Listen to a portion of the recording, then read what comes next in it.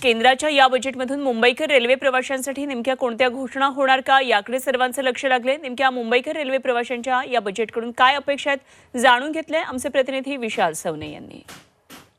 अर्थसंकल्प सादर होतोय आणि या अर्थसंकल्पाकडे सगळ्यांच्याच नजरा लागलेल्या आहेत। विशेष करून मुंबईकरांच्या देखील नजरा ज्या आहेत त्या लागलेल्या आहेत, कारण लोकल संदर्भात रेल्वे संदर्भात काय घोषणा होते मुंबईकरांसाठी याकडे सगळ्यांचे डोळे लागलेले आहेत। याविषयी बोलण्यासाठी आपल्यासोबत मुंबईकर आहेत, आपण थेट त्यांच्याकडे जाऊया।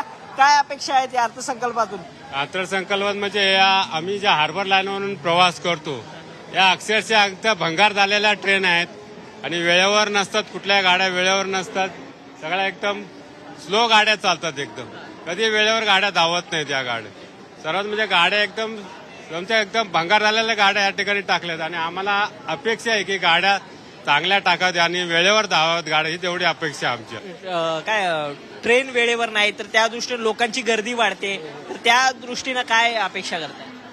अपेक्षा अशीच की जास्तच गाड्या सोडल्या पाहिजेत, ते तर आहेच। आणखीन म्हणजे नाही, जास्त गाड्या सोडल्याच पाहिजेत, कारण गर्दी अशी वाढत चालली मुंबईकरांची।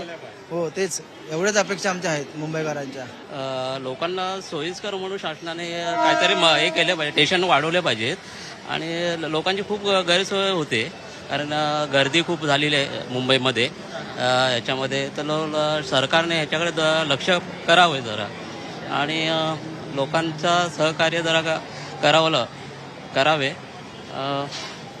ट्रेन जास्तीत जास्त सोडाव्यात लोकांकडे। खरं तर आपण मुंबईकरांशी संवाद साधला आणि लोकलमध्ये आणखी सुधार होण्याची जी मागणी आहे ती मुंबईकरांकडून व्यक्त केली जाते। खरं तर स्टेशन जे आहे ते वाढवले पाहिजे, त्याचबरोबर स्टेशनचं रुंदीकरण केलं पाहिजे, जेणेकरून जी गर्दी होते ती गर्दी होणार नाही। गर्दीला अटकाव करण्यासाठी लोकलच्या सेवा फेऱ्या देखील वाढवल्या पाहिजेत, अशा स्वरूपाची मागणी जी आहे ती मुंबईकरांकडून होताना आपल्याला दिसून येते। आता सरकार याकडे लक्ष देणार का आणि या मागण्या पूर्ण करताय का हे पाहणं महत्त्वाचं ठरतंय। कॅमेरा पर्सन ओम प्रकाश सह विशाल सवने, झी 24 तास, मुंबई।